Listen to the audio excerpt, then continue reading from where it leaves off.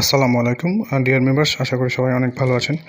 দেখেন, আজকে যে ব্যবসার আইডিয়াগুলো দিব আসলে স্টক মার্কেটের ব্যবসাগুলো বা প্রোডাক্ট স্টক করা বা স্টোরেজ করার ব্যবসা। দেখেন, একটি ব্যবসার মধ্যে খুব তাড়াতাড়ি যদি সাকসেস পেতে চান তাহলে এমন প্রোডাক্ট চুজ করতে হবে যেটার রেট হয়তো একবারে ডাবল হয়ে যাবে, না হলে হাফ গুণ বাড়বে, না হলে একবারে প্রাইস কমে যাবে। এই ধরনের মার্কেট প্রাইস বা রিস্ক নিয়ে যদি কাজ করেন তাহলে খুব সম্ভবত এটা হবে যে আপনি খুব তাড়াতাড়ি ধনী হতে পারবেন, 1,00,000 টাকাকে 1,00,00,000 টাকা পর্যন্ত নিয়ে যেতে পারবেন।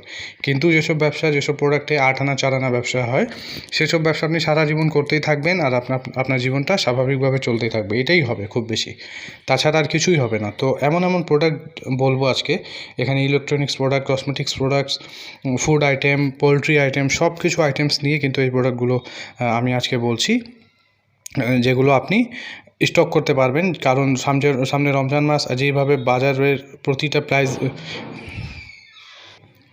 আর যেভাবে প্রতিটা প্রোডাক্টের দাম বাড়তেছে আর রমজান আসছে, সব কিছু প্রোডাক্ট কিন্তু এখন সেল হবে খুব দ্রুত।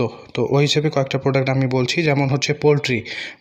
আপনারা দেখতে পাচ্ছেন যে ব্রয়লার মুরগির প্রাইস কী অবস্থায় দাঁড়িয়েছে, ঠিক আছে? কারণ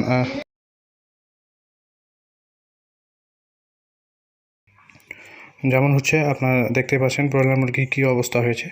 আর কৃষিমন্ত্রী বলেছেন 6-7 মাসের আগে এটা কিন্তু দাম কমবে না, কারণ এই ব্যবসার অনেক লস হচ্ছিল, যার কারণে কী করছে, নতুন যেসব উদ্যোক্তারা ছিল তারা কিন্তু ব্যবসা ছেড়ে চলে গিয়েছে, ঠিক আছে? তারপর পেঁয়াজের দাম, পেঁয়াজ কিন্তু বলেছে যে এখন আর আমদানি হবে না। দিনাজপুরে যে হিলি বন্দরটা রয়েছে, হিলি স্থলবন্দর থেকে কিন্তু পেঁয়াজ আর রপ্তানি করা হবে না বা আমদানি করা হবে না, ঠিক আছে?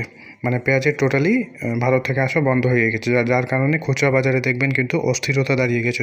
সবাই কিন্তু পেঁয়াজ লুকিয়ে রাখতেছে, কেউ কিন্তু সেল করতে চাচ্ছে না, যার কারণে যার কাছে আসে তারা বেশি দামে সেল করতেছে।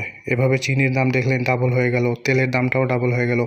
এসব প্রোডাক্ট আপনারা একবার রাখবেন যে লাভ হবে তা কিন্তু না, এগুলো ব্যবসা করতে থাকবেন, বছরে 1-2 বার দেখবেন যে আপনাকে প্রচুর টাকা দিয়ে যাচ্ছে তারা।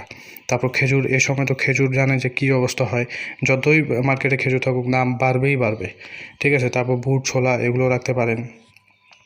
তারপর যেমন আপনি যে কোনো ধরনের ফল, এখন আমের মৌসুম শুরু হবে, খুব আপনি যদি একদম পিছনে প্রথম থেকে যদি লেগে থাকেন আমের পিছনে, তাহলে দেখবেন যে আমের মধ্যেও কয়েকবার আপনি চান্স পেয়ে যেতে পারেন, ঠিক আছে? পানির দিন চলে আসতেছে, ছাতা যদিও এখনও রেট বেশি, কিন্তু যখন আরও পানি বেশি পড়া শুরু করবে, বৃষ্টির দিন যখন চলে আসবে, অবশ্যই সেটা রেট আরও বেশি বেড়ে যাবে। এছাড়াও এ সময় টর্চ লাইটের অনেক সমস্যা থাকে, অনেক দোকানদার টর্চ লাইট কিনবে, এগুলো আপনি বাড়িতে রেখে বিক্রি করতে পারেন পাইকার দোকানে, ঠিক আছে? ঢাকা থেকে এনে পাইকারদেরকে আপনার এলাকায় দিতে পারবেন। এছাড়াও চার্জিং ফ্যানগুলো, এগুলো রেখে বিক্রি করতে পারবেন। তারপর সোনার দাম যেভাবে বাড়ছে, যদি টাকা বেশি থাকে সোনা রেখে বিক্রি করতে পারবেন। আমের কথা তো বললামই। ঠিক এভাবে আপনারা সামনে কোরবানি ঈদ, যাদের টাকা পয়সা আছে, জায়গা জমি আছে, তারা একটু গরু ছাগল এখন থেকে রেখে বিক্রি করতে পারেন। এখানে পাশাপাশি মুরগি করতে পারেন। মাছ মাংসের দামও কিন্তু অনেক বেশি থাকবে এ সময়। সসের